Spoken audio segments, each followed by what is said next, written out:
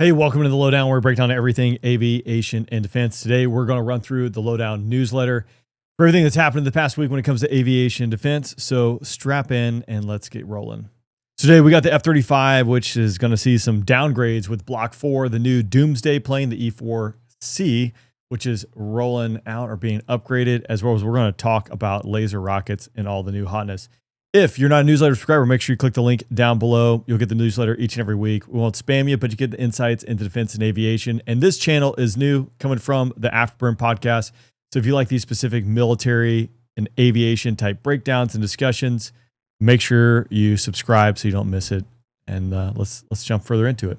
All right, so first, over on the flight line, the F-35 Block 4 has faced significant delays, and it's going to take a little bit of a haircut when it comes to capabilities. Now, I have a video that's in the queue to come out that's a little bit deeper dive on the F-35 Block 4 TR3, what all this means and what's coming down the pipeline. So again, if you're not a subscriber to the channel, make sure you click that and click the bell so you get notified. But a GAO report, the Government Accountability Office, came out with a report talking about how over budget the F-35 is. I guess shocker, right? But specifically when it comes to Block 4, which is the ultimate F-35 upgrade where it gets the full beast mode, all the capabilities, that's looking at 2031 now for that to be rolling out. It was supposed to be 2026. Now, if we back up, TR3, Technology Refresh 3, was going to lay that foundation for Block 4. It had significant delays, which we've talked about on this channel and in the newsletter. And so if you've been around, you're probably aware, if not, but TR3 was a lot of computer processing power, a lot of upgrades internally to allow Block 4 to roll in, which is more sensor fusion, more weapons capability, enhanced processing and capability when it comes to electronic jamming, electronic attacks, sensor awareness, etc. Requires a lot of power, a lot of processing power, all which, again, TR3 laid the foundation for, and it was delayed. So now here we are where Block 4 is going to take a capabilities cut. Again, originally supposed to be 66 capability upgrades. Now looks like we're going to keep a lot of the core ones that don't require a lot of power, such as requirements that are drawing off the new engine or engine upgrade that's required to support Block 4. So again, stay tuned. More coming down the pipe for F-35 Block 4 if that's your thing. Well, I'll be honest, I actually did not know we were looking for a replacement to the E-4B, which is the Doomsday plane. 747 kind of looks like Air Force One, but different. And again, really Air Force One, that's a misnomer because whatever plane the president's on, that's Air Force One. But the 747, so the VC-25, that's Air Force One that everyone thinks of, the 747, that's being replaced. Well, also 747 backbone is the Doomsday plane, which is the National Airborne Operations Center, the NAOC. Been flying around since the Cold War. You can think of key leadership such as the Secretary of Defense, Chairman of the Joint Chiefs would be on this plane in the event of a really bad situation. But the E-4B Nightwatch is slated to be replaced. Now, it's going to take a little bit of time, mid-2030s, but Sierra Nevada Corporation has the contract to produce the E-4C, and they've received their 2 747s. Sorry, I meant 5, I guess, that they're going to upgrade into this program. But again, it's going to take to the mid-2030s before this is actually a viable replacement for the E-4B. And I mean, this, given the environment, not really a shocker. The Army has awarded Lockheed Martin a $9.8 billion multi-year contract for almost 2,000 PAC-3 missile segments. We're shooting a lot of missiles these days between the PAC missiles, AMRAAMs, AIM-9Xs, and everything in between. This will support the Patriot missile system, our air defense system that the United States uses, as well as a lot of our allies. It's a lot, and this piggybacks upon, a $4.5 million PAC-3 missile contract in mid-24. That was for 2,800 interceptors, and let's not forget almost $4 billion for AIM-120s for ours, as well as multiple allied partners. I mean, again, like if your portfolio doesn't have defense contractors in it, then you're missing out. Question of the day, which if you're a newsletter subscriber, hopefully you're participating in that. But what was the first conflict that the AIM-120 AMRAAM missile was used? Was it the Gulf War, Operation Southern Watch, or was it Kosovo? So check out the newsletter for that as well as the answer. Hopefully I don't scroll too far here. So the F-15E has ramped up counter-drone operations with the Advanced Precision Kill Weapon System, too. That's a laser-guided rocket. Rockets are all the new hotness.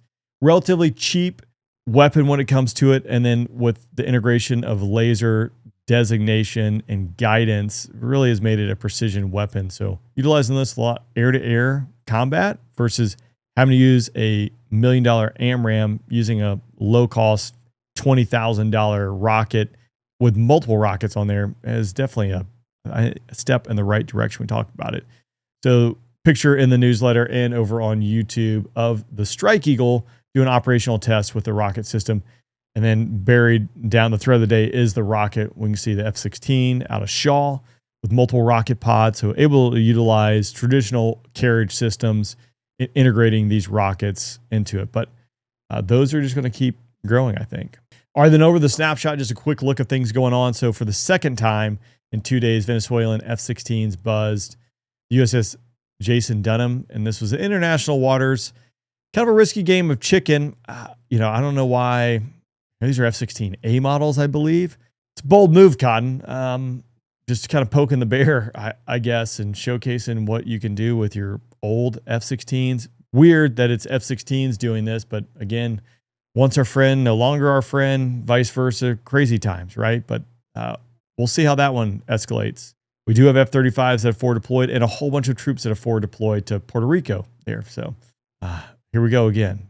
So both the FBI and Capitol Police are investigating a China-linked hacking group, APT41, after they spoofed emails for Representative John Molinar's office, which targeted U.S. trade groups ahead of some negotiations that occurred in July.